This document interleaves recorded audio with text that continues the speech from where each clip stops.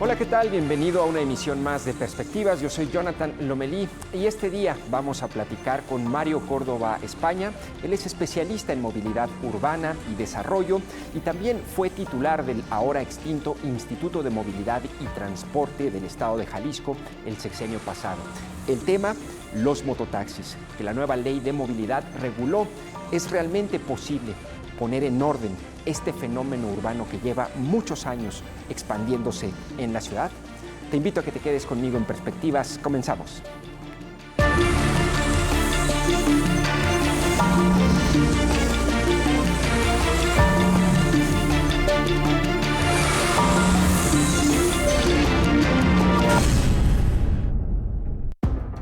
Esta semana, una protesta de 70 mototaxistas de Santa Ana, Tepetitlán, en Zapopan, bloqueó un carril de la avenida López Mateos a la altura de Periférico.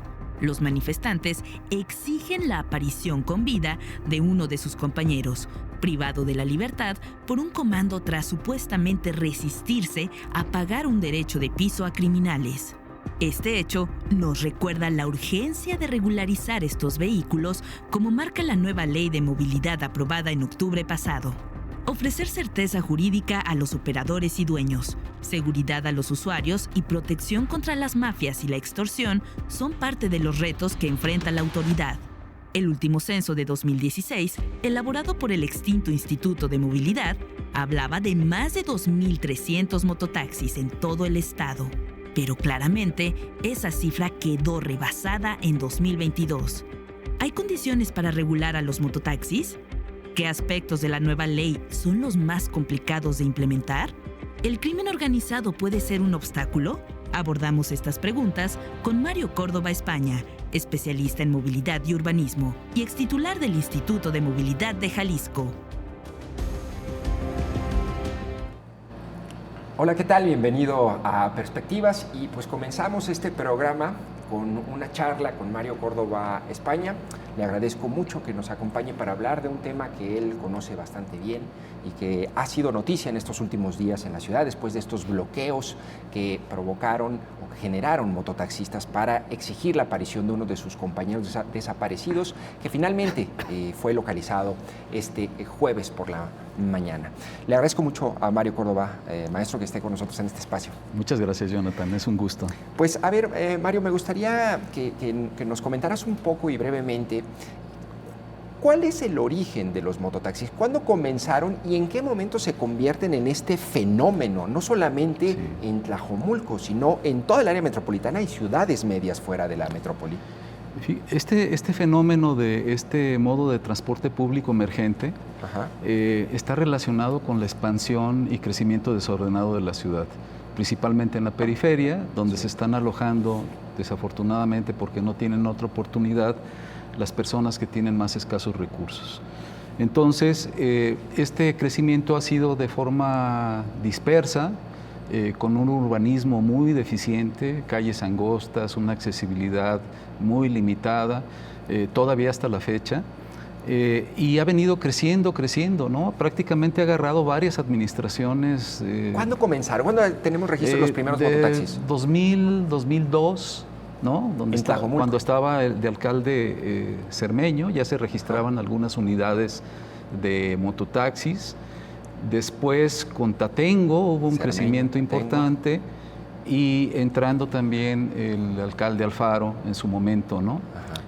Ahí agarra un boom, ¿no? Que justamente, sí, ahí ya había una cantidad significativa. Por los desarrollos, claro. Cuando menos, en principio, la Secretaría de Transporte, en base a un dictamen que hace el anterior CEIT y OCOIT, estos organismos de operación y de investigación del transporte, dan un dictamen de factibilidad para dar una especie de permiso provisional sobre 250 unidades, porque no pudieron las más de 300 que entonces había, porque estaban en proceso de una suspensión tramitada con el famoso magistrado encargado de eso, ¿no? De la sala 4, sí. Entonces... huésped distinguido de Perspectivas. Sí, además, ¿no? Pero estamos hablando de 2010, más o menos, 2012. En el 2010 es cuando ya había, se registraban en Tlajomulco más de 300 Y ahí el mototaxis. entonces secretario de Vialidad Diego Monraz. En base al dictamen de factibilidad provisional, porque les pedían que en un corto plazo esos vehículos cambiaran a vehículos eléctricos y más seguros, ¿no? Reconociendo que es un sistema de transporte seguro, se da este primer permiso que le llaman SECOS, Sistema de Enlace Comunitario, ¿no? Sustentable, pues no creo, porque no tiene nada de sustentabilidad. Es contaminante, ¿no? Las motos. Pero a partir de ahí, y con las suspensiones, además, aunado a que ya se habían dado los grandes asentamientos de estos desarrollos inmobiliarios de Santa Fe, Chulavista, ¿no? Sí. Y Villas de la Hacienda, creo que se llamaba. Entonces, estos permisos fueron para satisfacer las necesidades de interconexión a falta del transporte público o de vincularse a las pocas rutas de transporte público que existían. Se da este dictamen junto con las suspensiones. ¿Y en qué momento? Bueno, en estos momentos ¿sabemos cuántos mototaxis hay? Es decir, pues mira, ¿hay un censo confiable reciente? El último censo que se hizo en el Instituto de Movilidad, el cual yo dirigí en el 2016. En ese censo hicimos, ese estudio está integrado por 3 anexos.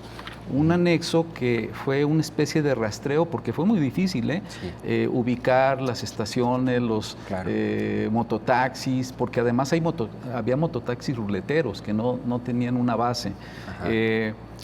Conocer su ubicación, tanto en el área metropolitana de ese entonces como en las principales ciudades medias. Y encontramos que en esa fecha, de acuerdo a este censo, aquí tengo un resumen ejecutivo, se encontraron 2.141 mototaxis en operación en el área metropolitana y 437 en ciudades medias. Claro. Nosotros incluso pensábamos que eran más, incluso pensábamos que pasaban los 4.000 o había una sobredimensión del problema. ¿Por qué esa inferencia o de dónde salía que podían ser muchos más? Como aparecían en todas partes, invadiendo todas las vialidades, pensaban que era, y el crecimiento urbano estaba cada vez mayor y más disperso, pues se pensaba que había más. ¿Cuál fue la metodología para ese estudio? Es decir, ¿cómo resolvieron el hecho de que fuera una población flotante? Utilizamos varios métodos, incluso de voz a voz, en bola de nieve, fuimos encontrando y georreferenciando cada una de las unidades, yendo a campo, ubicándolas, hablando con los mototaxistas, con las organizaciones que agrupaban algunos de ellos. Y fue como llegamos a ¿Quiénes son los dueños de los mototaxis? En ese momento había alrededor de más de 15 organizaciones. Mira, por decirte, las más grandes era una que se llamaba Federación de Transportistas Unidos de Jalisco. Esa tenía el 13.3% de los mototaxis. ¿Y esa federación es formal, es decir, una organización formal? Me imagino que tiene alguna escritura. Sí. ¿Vinculada a algún partido? Pues había cierta injerencia de la CROC, incluso la segunda organización que tenía más mototaxis en ese momento era la Confederación Revolucionaria de Obreros y Campesinos, la CROC. La CROC. Entonces, y luego ya venían bajando otras, servicio de transporte a Toto, a Tequiza, Hacienda Real en Tonalá, Cooperativa Santa Anita con el 6.7%, y así iban bajando hasta otras, Monte Carlo, en Tonalá con 1.1%. Ahora, en ese entonces, comentas, eran más o menos poco más de 2.500 en área metropolitana. Así y es. Fuera. Sí. ¿Tú en estos momentos, cuántos crees que haya seguido creciendo el fenómeno o que sean más todavía ahorita? ¿O qué estimas tú? Lo que pasa es que en ese momento también y en momentos posteriores, en el momento que nos tocó y anteriores, había dispositivos que contenían el crecimiento de los mototaxis. Como era un transporte irregular, eran sujetos a muchas sanciones, seguido eran mandados a los corralones, los mototaxis. Entonces, todo ese dispositivo aparentemente de control de las autoridades de la administración anterior a la que nosotros nos tocó trabajar, de alguna forma contuvo el crecimiento. Y había incertidumbre también porque nosotros pensamos que, como muchas veces se manejó, no era un mal necesario. O sea, nosotros creíamos que efectivamente habían surgido por falta de servicios de transporte, por el nivel de dispersión urbana que había en los municipios periféricos, especialmente en Tlajomulco, pero que eso se podía ordenar de otra manera. Entonces, por eso nosotros planteamos en la ley, aunque ya no se retomó en esta, la ubicación de polígonos, que llamamos cuencas de servicio, y la transición de estos mototaxis a unidades de 6 a 18 pasajeros según la demanda, y con un planteamiento de un sistema de transporte a la demanda.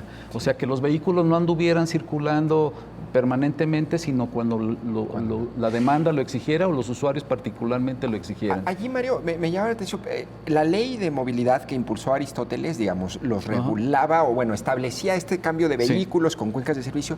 ¿Allí qué faltó, Mario? Es decir, ¿faltó voluntad política, presupuesto? Faltó darle más seguimiento, concretar el proyecto de la ley a las acciones. ¿Y de quién era la responsabilidad en ese momento? Ya era de la Secretaría de Movilidad, hoy Secretaría de Transporte. Ya la implementación de todo eso pues trabajar con todos los prestadores ¿por qué no se hizo? de ese servicio irregular. Me parece que había muchos intereses de diferente tipo, ¿no? El hecho de que la CROC estuviera metido, que hubiera algunos participantes de cuello blanco en esos temas, yo creo que dificultó. De hecho, nos sucedió que las camionetitas que nosotros pensábamos, estas tipo van a la máxima demanda de 18 pasajeros, que proponíamos, que incluso aparecía en la norma de vehículos correspondiente, empezaron a aparecer, pero de manera, en menor tamaño, pero de manera clandestina, pirata, ¿no? O irregular. O sea, en ese momento existían 3 tipos de servicios irregulares. Te estoy hablando en el 2016 y esto lo arrojó este censo. Eran los mototaxis, más de 2,000 mototaxis, 2,141 detectamos. Los taxis blancos o taxis piratas, ¿sí? Y las camionetas comunitarias. Que eran estas camionetas que les llaman chocolate, ya con mucho uso. Que esas en las mesas ahí coloradas. Pero que utilizaban incluso gentes que vivían, daban el servicio gentes que vivían ahí mismo en Tlajomulco. Oye, pero espérame, quiero regresar a esta parte donde dices que había muchos intereses y por eso la Secretaría de Movilidad no ejecutó no implementó esa ley, ¿no? Que ahorita vamos a pasar a implementar esta nueva ley, ¿no? Porque sería la segunda ley Así es. La segunda reforma. Pero cuando dices que había muchas figuras de cuello blanco, es decir, ¿a qué te refieres? Es decir, ¿hay actores políticos, empresarios detrás de todo ese negocio? Había actores en el legislativo, sobre todo, y había actores en los sindicatos que de alguna forma interferían en este tema. Ahí. Y por otro lado, pues no hay que olvidar que los taxis en ese momento también estaban muy agredidos, y hasta la fecha, pues, los famosos taxis amarillos o los taxis convencionales contra los servicios en plataforma, que en ese momento era Uber, City Drive, por mencionar los principales. ¿De cuánto es el negocio de los mototaxis según pues lo que arrojó en ese tiempo, fíjate que ascendía a alrededor de 453 millones de pesos anuales. En la metrópoli. En la metrópoli. O sea, y en el interior del estado, en más de 18 localidades, de 118 millones de pesos. O sea, más de 500 millones. Eso es un negocio que no está nomás en manos de unos cuantos peladitos ahí. Fíjate, la demanda de viajes que detectamos en ese momento, en las ciudades medias era un poquito mayor, sobre los más de 50 viajes por día por mototaxi. Y 50 viajes por día. Por día. A 12 pesos creo que salía ahí el viaje. Pues es que es variable, ¿no? La tarifa andaba desde, la más barata era 10 pesos y de ahí se incrementaba a 15 y hasta 30 pesos, dependía de las distancias y de los servicios que fuera a dar el mototaxi, porque el mototaxi además fue ampliando sus servicios no nada más para trasladar a las personas, le ayudaba a algunas amas de casa cuando eran de confianza a trasladar a sus hijos, recogerlos, se adelantaron a Rappi y a todos. traer mandados, o sea, empezaron a hacer todas esas actividades tan comunes en este momento por todas estas plataformas, ¿no?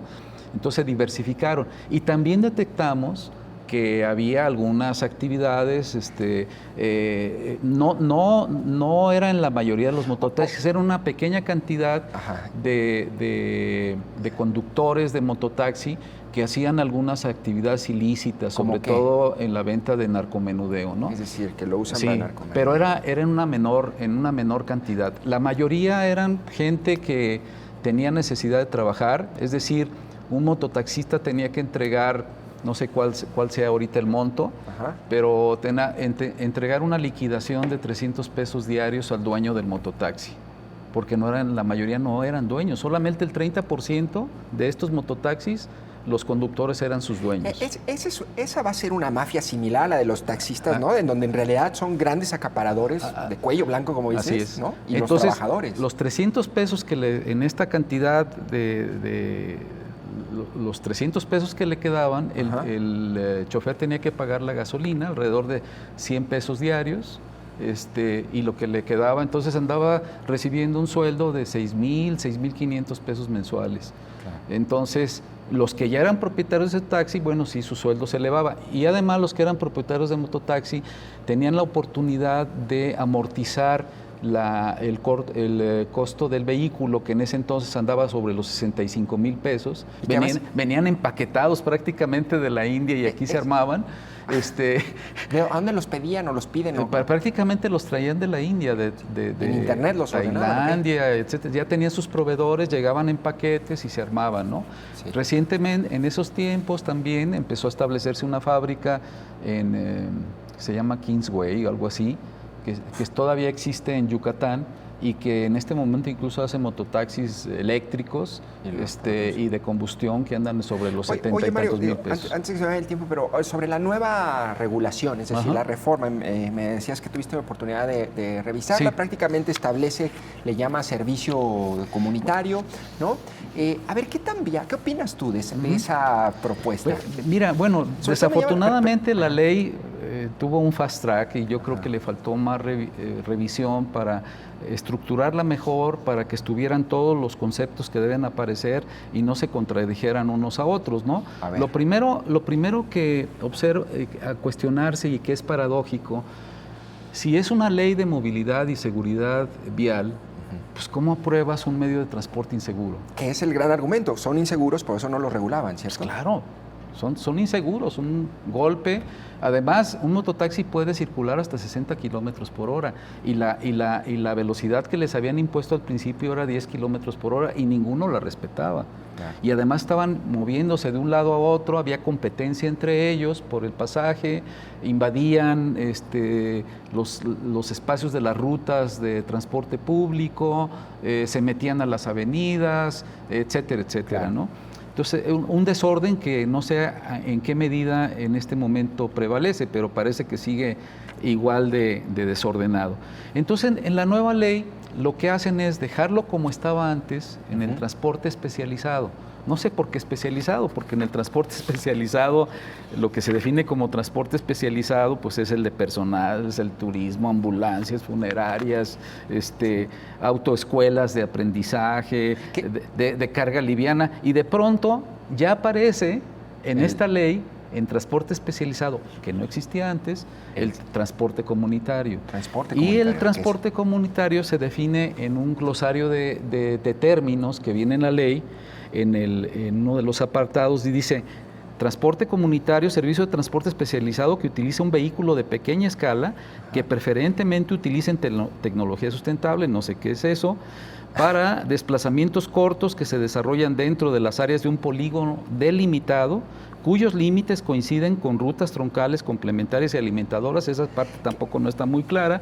Y fija puntos estratégicos para conectar a las personas usuarias con el servicio público. O sea, no lo considera como un transporte público, cuando sí lo es. Sí. De transporte de personas, ahora manejan el concepto no de usuarios, sino de personas pasajeras, el cual debe atender las características y requisitos que para su operación establece la presente ley y las disposiciones legales. La presente ley no presenta ninguna disposiciones normativas, más bien la Secretaría tiene 180 días o algo así, ahorita lo vemos en un transitorio, 180 días para hacer la norma, con la cual podría, y partiendo de la norma es cuando se tiene que poner a hacer el censo, a ver lo de la tarifa, a ver lo de las características de los vehículos y todo lo demás. Que a ver, tú los conociste, Mario.